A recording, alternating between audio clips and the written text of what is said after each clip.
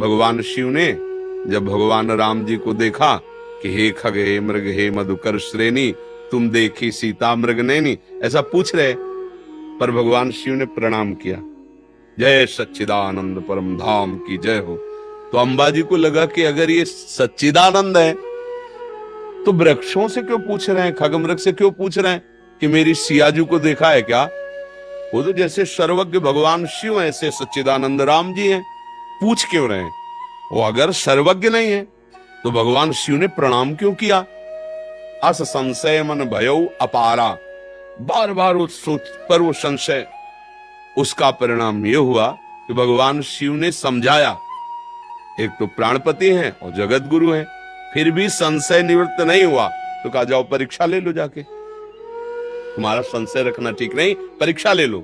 तो भगवती जी ने सोचा कि सीता जी की खोज कर रहे, अगर मैं सीता जी का रूप रख लूं तो एकदम कहेंगे हाँ सीते मिल गई, और अगर प्रभु हैं तो जान जाएंगे। तो सीता रूप रख के ऐसे जीव झाड़ियों से प्रकट हुई। तो भगवान राम ने कहा, चक्रवर्ती सम्राट महाराज दशरथ के पुत्र राम, हे अम्बा तुम्हें प्रणाम कर। वो तो कांप गई एक दृष्टि में सीधे, ये नहीं कहा कि सीता मिल गई, उन्होंने कहा हे अम्बा, और भगवान शिव को छोड़कर आप अकेली इस रूप में, वो कांप गई।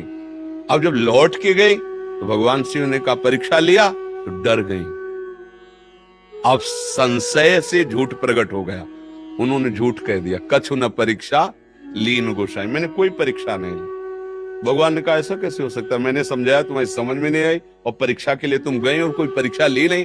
तब देखो शंकर धरि ध्याना, सती जो चरित कीन सब जाना, तो शिव संकल्प कीन मन माही, यही तन भेंट सती। देखो अंततो गत्वा भगवती सती जी को अपने पिता की यज्ञ में जाकर शरीर को स्वाहा करना पड़ा।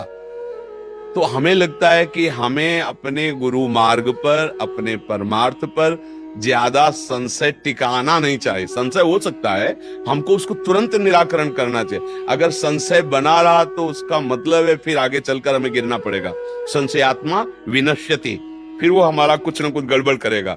तो अपने को संतवाणी, गुरुवाणी, इसके अनुसार अपने हृदय को जल्दी से जल्दी एक निर्णय पर पहुंचा लेना चाहिए, संशय नहीं रखना चाहिए। तो हमारी राय तो ये है कि जब हम प्रभु की आराधना करते हैं तो हमको जहां चाहते हैं वहां पहुंचा देते हैं, वही गुरु रूप से मिलते हैं और वही हमको इष्ट रूप से मिलते हैं, तो वही प्रेरणा करते हैं, वही मार्ग दे देते हैं।